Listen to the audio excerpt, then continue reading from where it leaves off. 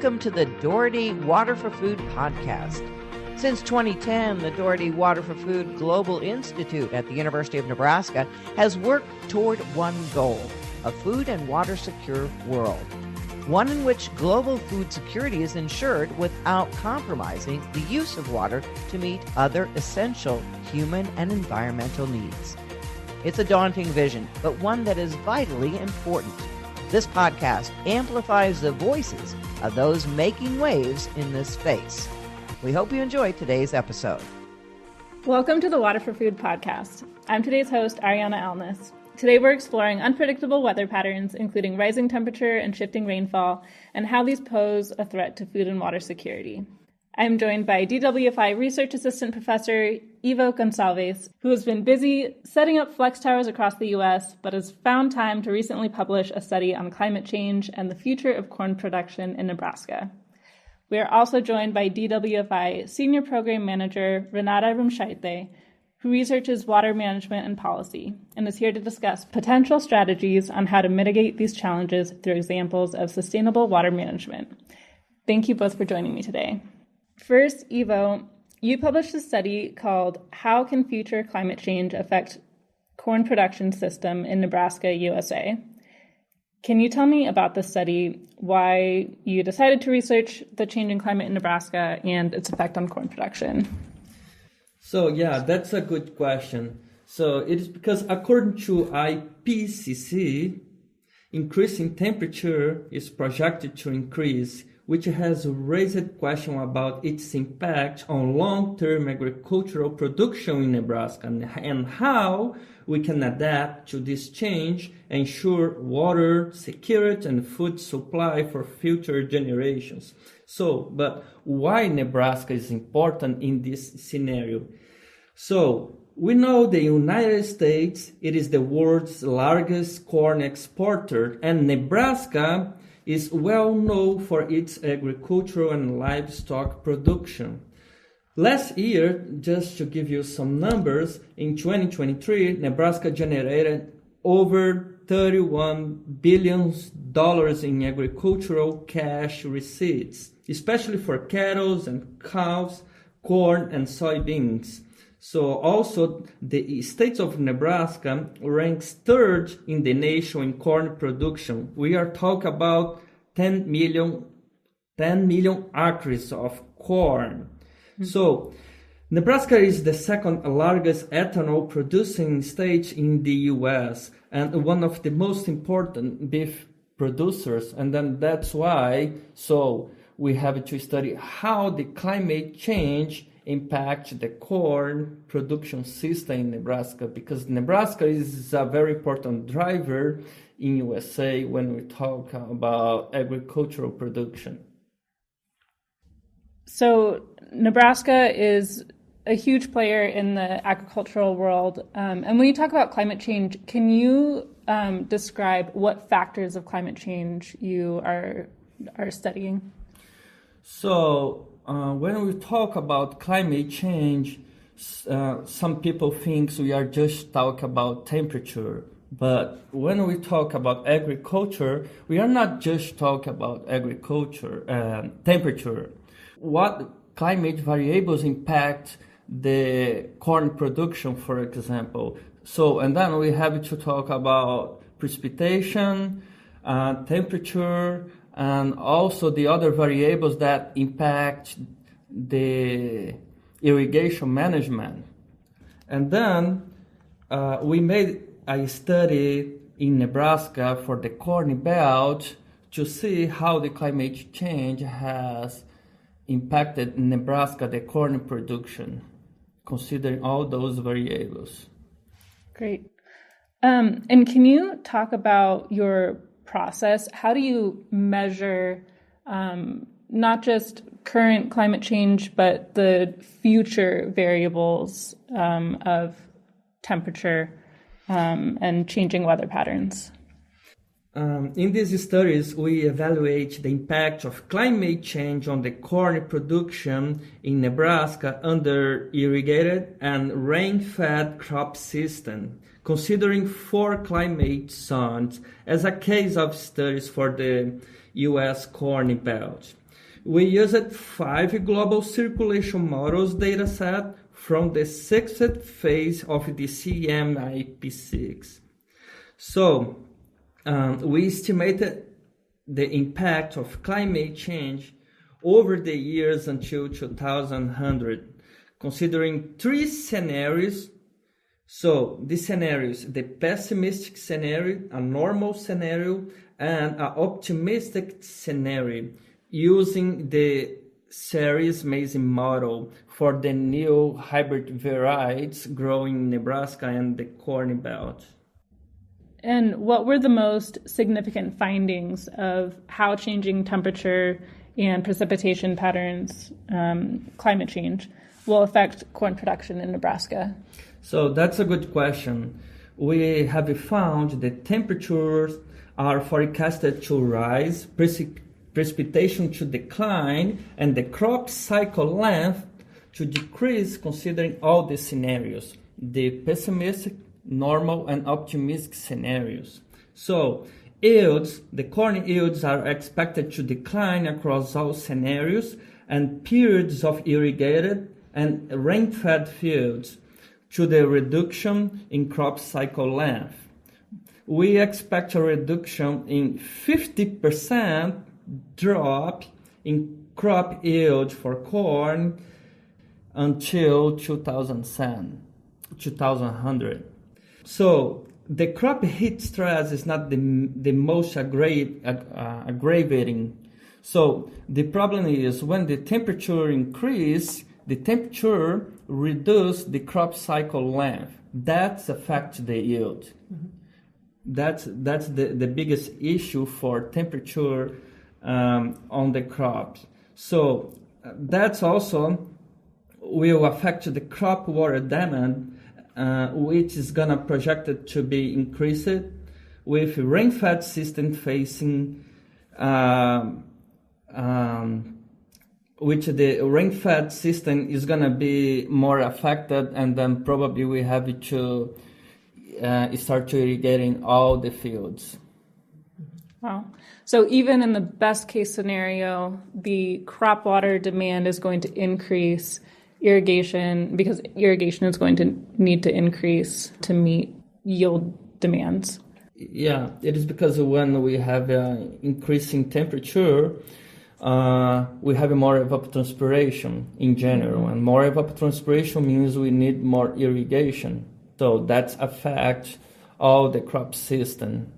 And then for rain-fed conditions, for example, the precipitation is going to decline, drops, and then we don't have the amount of precipitation to grow a crop.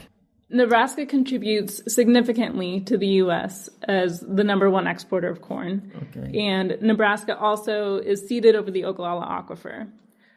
My question to each of you is, what are the potential impacts of these changing weather and production patterns in Nebraska to food and water security? This changing climate change is going to impact Nebraska because the new corn varieties we have grown nowadays is not going to sustain the crop yield, the high crop yield. And then, so we should developing new corn varieties to longer the crop season. So also transitioning to more efficient irrigation system and improving the irrigation management for water and food security and reducing the risk of conflicts over its use. This discussion opens possibilities for actions that can be taken to cope with the climate change and guarantee water and food security in USA corn belts. This is a great question, and I agree with Ivo, and I think there are multiple broader implications. So thinking about Nebraska specifically, the ones that come to my mind are, number 1 would be potential implications for water resources, and 2, consequentially, economic implications for growers. So in terms of water, more supplemental water will be needed to meet crop water demand in order to have stable yields and profits, including areas in the more eastern portion of the state that have historically relied on enough rainfall. And this means that the role of water policy and management in the state will continue to be very important. In terms of economic implications for growers, their livelihoods do depend on the outcomes of their production. But then, of course, the impact that farmers feel extend to broader communities, right? So every farmer's partner, say a consultant, a dealer, a lender, will be feeling the farmer's pain because of the economic implications. So everybody working with farmers is facing the same risks as farmers are facing at the very front. So the implications to farmers are implications to entire rural communities. And for a state like Nebraska, which is made of rural communities, these implications are quite important, and they can be quite significant. Ivo, what does your study recommend on how to mitigate these implications? Or are we on an unstoppable train?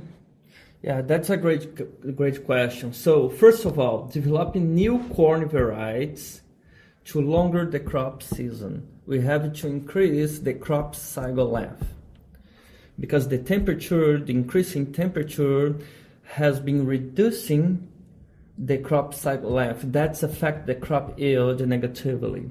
Also, transition to more efficient irrigation system and improving the irrigation management. But it's important act in advance to guarantee the sustainability of irrigated agriculture in the region and consequently of agricultural production, because take years to develop a new crop variety because climate changes now. So if it takes years to develop a new crop variety, are there faster ways to transition to more efficient irrigation, or how can we do that? Well, that also takes a long time, because we are talking about changing the farmer's behavior, and also it's very costly to change from, for example, less efficient irrigation system to a more efficient irrigation system. And then it takes time, and then extension programs also is important in this context. So that leaves water management policy, which, Renata, is your field of expertise. As precipitation patterns change and water resources become more strained, what are some water management tactics that you have seen implemented that we can consider? Yes, that's a complex question. So let me back up a little bit. Water management approaches that typically work best are those that focus on local context, right? And so for that, understanding local hydrology, the underlying water law details, as well as local community needs and environmental needs is key. And so from what I studied, successful approaches or effective water governance tends to mean strong regulatory frameworks that allow for adaptation to changing local conditions. So such regulatory rules set firm boundaries needed to achieve water sustainability goals, but they provide enough flexibility for farmers to make individual decisions toward lower production risks. So let me highlight a few approaches from Nebraska, which, by the way, I think in many ways is the leader in water governance, especially when it comes to groundwater, and that is largely due to the natural resources district system. Okay, so one approach that I want to highlight, which some natural resources districts in Nebraska impose, is groundwater allocations. Allocations limit how much water can be pumped, but then that limit is for a multi-year period. So what it means is that with the restriction to conserve water comes the flexibility to account for variable weather conditions in the next 3 or 5 years, or however long the allocation period is. It's been fascinating to learn how many details go into allocations design with the goal of balancing long-term water sustainability needs with the economic needs of farmers. And that includes the size and the length of the allocation, say 60 inches over a 5-year period. It also includes considerations such as whether saved amount during one allocation period can be transferred into a future allocation period, as well as what should be done or what sort of penalty should be used when farmers go over their allocation limit. I also want to mention incentive-based water management tools used in Nebraska. like groundwater transfers, which can also provide necessary flexibility and reduce drought, as well as other weather-related risks. So I've studied groundwater transfers in Nebraska's natural resources districts, and I was amazed by their uniqueness and also variability across small geographical areas, which to me emphasizes focus on local context. So there are many interesting aspects about frameworks used for groundwater transfers. But one of the main takeaways for me was that water transfer structures are designed in a way that doesn't compromise environmental water goals. So rules are designed in a way that can account for potential risk in increasing streamflow depletion. And so that translates into how transfers are approved and what conditions are used for that to happen. Because aligning the goals for different water use purposes is very important in order to avoid potential water disputes between different water users. And so Nebraska has a strong focus on that. And last, one more, I want to mention some exciting collaborative approaches like peer learning networks, which allow farmers to test different approaches, but in a risk-friendly, atmosphere. Plus, the process tends to be a lot more trusted when farmers are learning from other farmers. I think a good example of such collaboration is the TAPS program, which stands for Testing Ag Performance Solutions, which originated here in Nebraska at UNL, but because it was so successful, it has spread already to many other states. There are many important things to consider in mitigating this climate change in agricultural production, like creating more seed varieties and transitioning to more efficient irrigation. And I think that these tactics in water management are really important in mitigating risk in water scarcity. Though this study is focused on corn production in Nebraska, Ivo, what potential do you see for its implications in other regions? And Renata, what potential do you see for these mitigation strategies in other regions? Mm-hmm. So Nebraska, basically, the climate zones we have in Nebraska, basically we have in the corn belt, and then we can extrapolate our study to the other regions across the corn belt. And then also the varieties we have grown in Nebraska, we have grown in other states like Iowa, Minnesota, and Illinois. And then we can use our studies to take actions in the other states as well. Great. Right, and then to add to that, I believe that even currently, right now, weather variability-related challenges are happening here in Nebraska, but they are not unique to just Nebraska. Most agricultural regions in the U.S. and also globally, they are feeling them, right? So I think that, from my point of view, water governance needs to be strengthened in many regions. Strong water institutions are especially missing in agricultural areas that haven't used supplemental irrigation traditionally. And Ivo mentioned that already, because relying on precipitation alone used to be enough to meet crop water demands, but that is changing. And of course, everywhere strategies need to be based on local context, right? So I mentioned already, based on local hydrology, local water law, community needs. And across different regions, there are different approaches to addressing such risks. For me, it's always very exciting and inspiring to learn about bottom-up approaches instead of the top-down ones. Perhaps a mix of both is needed, though, to some extent, right? So one of those collaborations is Kansas Local Enhanced Management Areas, also known as LEMAs, which started with landowners organizing and agreeing to reduce pumping by 20%, I think. And then once established, a LEMA became a legal obligation for all landowners within that geography.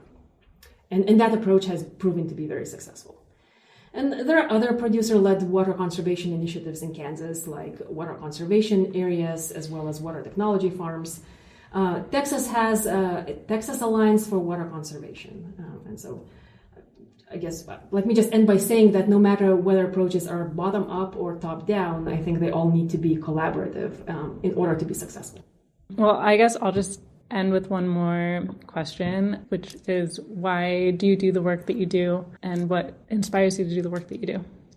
Well, we work for water and food security worldwide, and then if you want to keep the sustainable high yields, we have to work on that, because this is a big issue nowadays, and then we have to maintain water and food security for the future generations. Agreed. I don't think I can say it better. I feel like at this point I have no choice, right? Like, it's so important. So we have to make some sort of contributions based on our backgrounds. Great. Well, thank you so much for each contributing your backgrounds in research and policy to this discussion. It's been very insightful. Thank you. Thank you. Thanks for joining us this time on the Doherty Water for Food podcast. Make sure to visit our website, waterforfood.nebraska.edu, to view show notes or subscribe so you don't miss future episodes.